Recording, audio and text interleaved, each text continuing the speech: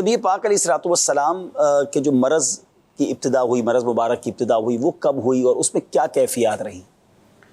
جو مرض مبارک کی ابتدا تھی وہ تو ہوئی تھی سفر کے آخری ایام سے، سفر المظفر کا جو مہینہ ہے اس کے آخری ایام سے، اور اعلیٰ حضرت علیہ رحمہ نے بعض روایتوں کی طرف اشارہ فرمایا ہے کہ سفر کا وہ آخری بدھ تھا جس دن نبی پاک صلی اللہ علیہ وآلہ وسلم کے سر میں درد ہوا اور بخار ہوا۔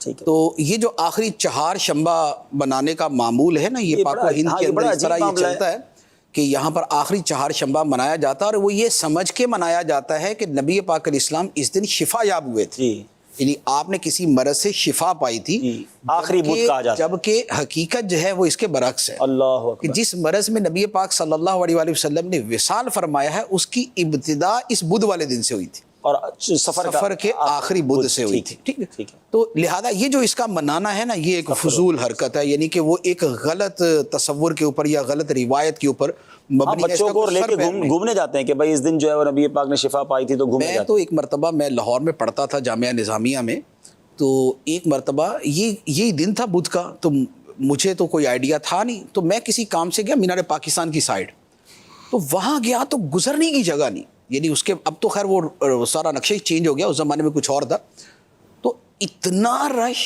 اور اتنے ٹھیلے اور اتنی پبلک اور کھانے پینے کے سامان، یعنی جیسے پکنک پہ جاتے ہیں نا، تو ہر بندہ گھر سے دیگچیاں بھر کے پلیٹیں لے کے پوری فیملیاں گئی اور پورا مینار پاکستان کا ایریا بھرا ہوا۔ میں کوئی یا اللہ آج کوئی دن بھی بدھ کا دن ہے، کوئی ایسا بنتا بھی نہیں ہے، اتنا رش کس بات کا، کوئی سنڈے ہو، کوئی سیٹرڈے ہو، کوئی جنا ہو، کوئی اس طرح کا دن ہو، کوئی چھٹی کا دن ہو۔ تو میں نے واپسی میں کسی دوست سے پوچھا یار یہ رش آج اتنا کیوں ہے؟ تو اس نے کہا وہ ہے نا آج سفر کیا وہ آخری چہار شنبہ ہے آج۔ تو اس سے پتہ چلا کہ اتنی بڑی یعنی تعداد میں مناتے ہیں، ویسے تو پتہ تھا کہ کچھ لوگ مناتے ہیں لیکن اتنا زیادہ مناتے ہیں یہ نہیں پتہ تھا، تو یہ غلط ہے منانا، اس کا کوئی سر پیر نہیں۔ تو نبی پاک صلی اللہ علیہ وآلہ وسلم ایک مرتبہ تو آپ بیمار ہوئے، آپ کو بخار ہوا اور سر درد شدید ہوا جب آپ حجۃ الوداع سے واپس تشریف لائے، لیکن اس سے پھر آپ دوبارہ آپ کی طبیعت مبارک بحال ہو گئی، اور پھر جو ہے یہ سفر کے آخری ایام میں نبی پاک علیہ الصلوۃ والسلام کی یہ بیماری جو ہے وہ آپ کی بارگاہ میں حاضر ہوئی، اور یہ بخار اور سر درد کی صورت میں تھی۔ نبی پاک صلی اللہ علیہ وآلہ وسلم نے اپنے سر اقدس پہ کپڑا بھی باندھا سر درد اور بخار کی وجہ سے۔ تو یہ ابتدا تھی، تو یوں کہہ لیں کہ یہ تقریباً جو ہے نا یہ کوئی 14 دن یہ بنتے ہیں بیماری کے، 13 دن کا لکھا ہوا کہ 13 دن نبی پاک صلی اللہ علیہ وآلہ وسلم کے یہ بیماری کے گزرے۔ اس میں جو زیادہ جو کیفیت تھی وہ بخار کی زیادہ تھی، بخار تیز تھا، بڑا شدید تھا۔ بخاری شریف کی حدیث ہے، حضرت عبداللہ ابن مسعود رضی اللہ تعالیٰ عنہ نے فرمایا کہ میں نبی پاک علیہ الصلوۃ والسلام کی بارگاہ میں گیا تو میں نے جا کے جب سرکار علیہ الصلوۃ والسلام کے دستے مبارک کو ٹچ کیا اس میں لحاف کے نیچے، چادر کے نیچے، تو وہ بہت زیادہ گرم تھا۔ تو میں نے عرض کی یا رسول اللہ آپ کو تو اتنا بخار ہے کہ جتنا دوسروں کو ہوتا ہے اسے ڈبل، تو آپ کو تو دگنا بخار ہے۔ تو وہ نبی پاک علیہ الصلوۃ والسلام نے فرمایا کہ انی اوعک کما یوعک الرجلان، کہ مجھے اتنا بخار ہوتا ہے جتنا 2 آدمیوں کو بخار ہوتا ہے، یعنی دوسروں سے 2 گنا زیادہ بخار ہوتا ہے۔ تو حضرت عبداللہ ابن مسعود رضی اللہ تعالیٰ عنہ نے عرض کی کہ یا رسول اللہ اسی لیے نا کہ آپ کا اجر بھی 2 گنا ہے، آپ کو ثواب بھی 2 گنا ملے گا۔ تو نبی پاک صلی اللہ علیہ وآلہ وسلم فرمایا کہ ہاں۔ تو یہ جو بخار کی شدت تھی تو اس سے پھر کمزوری بہت زیادہ تھی، اور ایک مرتبہ جو نبی پاک علیہ الصلوۃ والسلام مسجد میں تشریف بھی لائے تو اس مسجد میں تشریف لانے کی کیفیت اسی طرح کی تھی کہ سیدنا علی المرتضیٰ شیر خدا رضی اللہ تعالیٰ عنہ نے ایک طرف سے تھاما ہوا تھا، اور حضرت قاسم بن عباس رضی اللہ تعالیٰ عنہما انہوں نے دوسری طرف سے تھاما ہوا تھا، اور یہ حضرت عباس کے بیٹے تھے، یہ حضرت عباس کے بیٹے تھے، یعنی کہ حضرت علی کے کزن، نبی پاک علیہ الصلوۃ والسلام کے بھی کزن ہوئے۔ تو یہ پھر نبی پاک علیہ الصلوۃ والسلام کو یوں سہارا دے کر، ظاہری سہارا دے کر جو ہے وہ مسجد میں لے کر آئے۔ نبی پاک علیہ الصلوۃ والسلام نے پھر کچھ نصیحت فرمایا کہ یہودی جو ہے وہ خدا کی رحمت سے دور ہو گئے کہ انہوں نے اپنے نبیوں کی قبروں کو سجدے کی جگہ بنا لیا، تو لہذا یہ کام نہ کرنا کہ میری قبر کو سجدہ نہ کرنا۔ تو یہ فرمایا۔ اس کے علاوہ چند یہ بھی اشارہ دینا ہو گیا، جی یہ بھی اشارہ تھا کہ یہ ہے، اور اس وقت تو خیر آثار بھی کچھ یوں کہہ لے کہ ظاہر ہو، کیونکہ یہ جو واقعہ ہے یہ شاید نبی پاک علیہ السلام کے وصال مبارک سے 3 دن پہلے کا ہے، یا غالباً 3 دن پہلے کا، 3 یا 4 دن پہلے کا یہ۔ تو یہ پھر ایک پورا معاملہ چلتا رہا. جو بخار کی شدت تھی اس میں پھر جب یہ بیماری جو ہے وہ زیادہ ہوئی تو نبی پاک علیہ السلام حضرت میمونہ یا حضرت زینب بنت جحش رضی اللہ تعالیٰ عنہما میں سے کسی کے گھر پر تشریف فرماتے. تو سرکار علیہ السلام نے فرمایا کہ اگر اپنی ازواج مطہرہ سے فرمایا کہ اگر تم اجازت دو تو میں عائشہ کے گھر شفٹ ہو جاؤں. اس حالت میں بھی اجازت اور اس طرح کا معاملہ رکھنا, اللہ اکبر. وہ جو ویسے تو نبی پاک علیہ السلام پہ یہ باری جو ہے یہ واجب نہیں ہے, لیکن ویسے جو قرآن پاک کے اندر مسلمانوں کے اعتبار سے فرمایا وہ یہی ہے کہ ایک سے زیادہ بیویاں ہوں تو ان میں عدل واجب ہے. جتنا وقت ایک کو دیا جائے گا اتنا دوسرے کو اتنا تیسرا. تو وہ جو باری کا دن تھا جو وہ تھی باری تھی وہ حضرت میمونہ یا حضرت زینب کی تھی.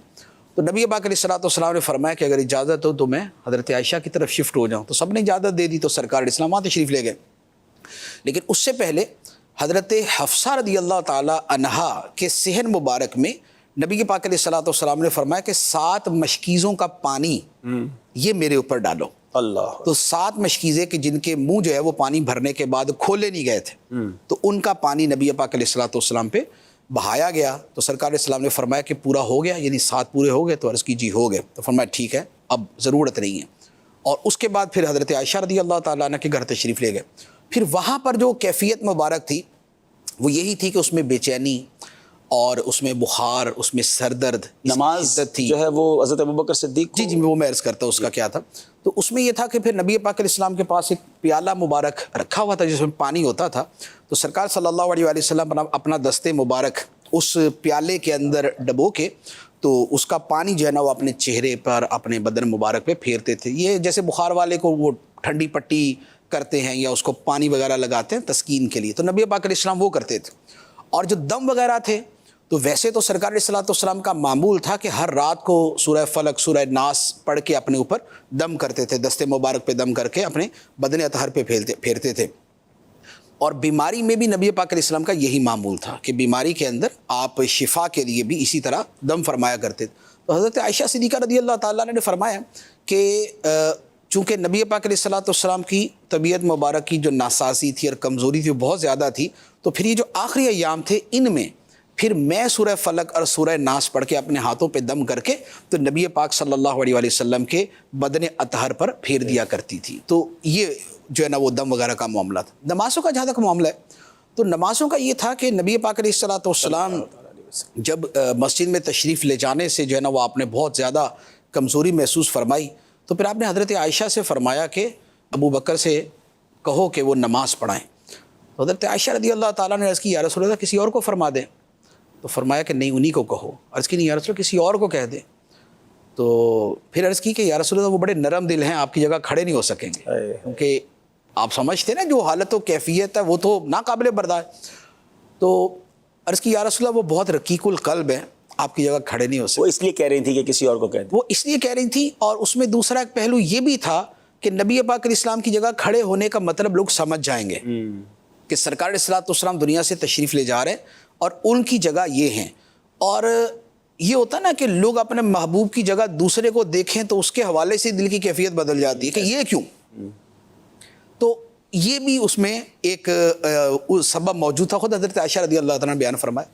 تو نبی پاک علیہ السلام نے فرمایا کہ انتن صواحب یوسف, کہ تمہاری حالت وہی ہے یوسف علیہ السلام کی جو خواتین تھی نا, جو مختلف انداز کے اندر, یعنی کہ معاملہ کچھ اور تھا اور کہہ کچھ اور رہی تھی.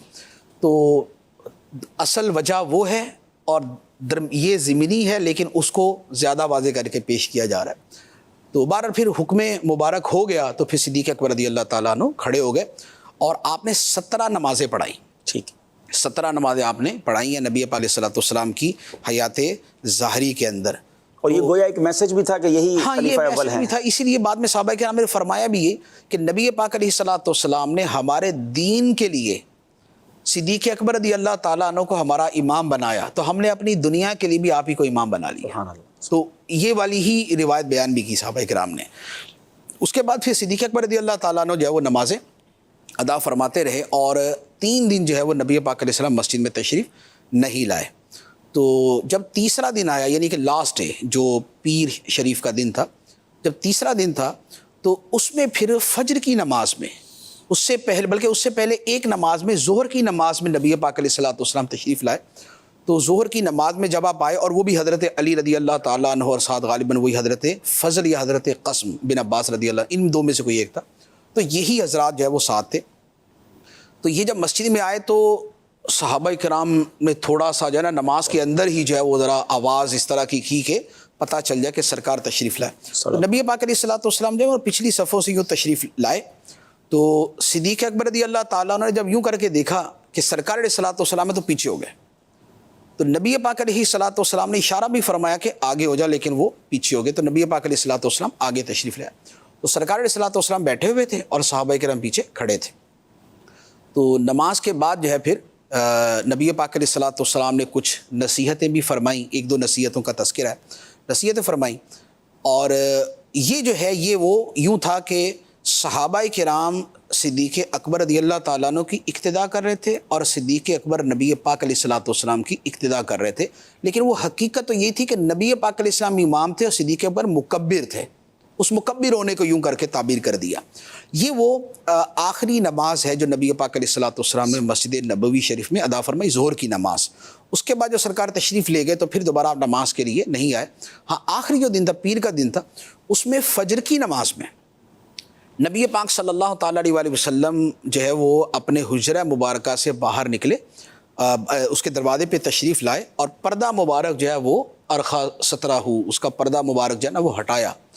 تو اب صحابہ کرام، بخاری شریف کی اس میں بہت ساری روایتیں، تو اس میں حضرت انس رضی اللہ تعالیٰ عنہ کی روایتیں زیادہ ہیں. تو وہ فرماتے ہیں کہ صحابہ کرام تو ہر نماز پڑھتے ہوئے ان کا دل و دماغ ادھر ہی ہوتا تھا کہ سرکار علیہ الصلوۃ والسلام تشریف لے آئیں، شاید تشریف لے آئیں. تو وہ مسلسل جو ہے نا وہ اسی میں تھے. تو اب جب فجر کی نماز میں اب وہ پردہ سرکنے کی آواز ہلکی سی آواز آئی ہے نا، تو صحابہ کرام نے اپنے چہروں کو پھیر لیے دوران نماز اپنے چہرے پھیر لیے. اور حضرت انس رضی اللہ تعالیٰ عنہ فرماتے ہیں کہ نبی پاک صلی اللہ تعالیٰ علیہ وآلہ وسلم کا جو چہرہ مبارک وہ فجر کی نماز میں جو سامنے ظاہر ہوا، تو فرماتے ہیں کہ انہا ورقۃ مصحف، سبحان اللہ، وہ ایسا تھا کہ جیسے قرآن کا ورقہ کھل گیا، جیسے قرآن کا نور اور قرآن کی ایک نورانیت اور ایک اس کا کیف ہوتا ہے. تو سرکار دو عالم صلی اللہ تعالیٰ علیہ وآلہ وسلم کے چہرہ مبارک سے جو ہے نا وہ اس طرح نور مبارک جو ہے وہ ظاہر ہو رہا تھا. اور صحابہ کرام فرماتے ہیں کہ ہم نے ارادہ کیا کہ نمازیں توڑ دیں، ہم نے ارادہ کیا کہ نمازیں توڑ دیں اور نمازیں توڑ کے جو ہے نا وہ نبی پاک علیہ الصلوۃ والسلام کی طرف بھاگ پڑے. تو سرکار علیہ الصلوۃ والسلام نے وہیں سے اشارہ فرمایا کہ نماز مکمل کرو، اشارہ فرمایا نماز مکمل کرو. اور یہ کر کے پھر سرکار علیہ الصلوۃ والسلام واپس. اور یہ غالباً یہ آخری دیدار جو صحابہ کرام نے حیات کا. تو اس کے بعد پھر گھر کے اندر تو حضرت عائشہ صدیقہ رضی اللہ تعالیٰ عنہ اور حضرت فاطمہ الزہرا رضی اللہ تعالیٰ عنہ کا آنا تھا. پھر مولا علی، پھر حضرت عباس اور حضرت قاسم، حضرت فضل، ان کا پھر جو ہے وہ پھر جو فیملی کے افراد تھے ان کا زیادہ تھا، ازواج مطہرات کا زیادہ تھا. تو یہ سارا معاملہ تھا. تو اسی میں پھر جو ہے نا وہ یوں کے آگے پھر جو وصال مبارک کا واقعہ ہوا. تو یوں بیماری سے لے کر جو وصال سے پہلے تک کے واقعات ہیں وہ اس طریقے سے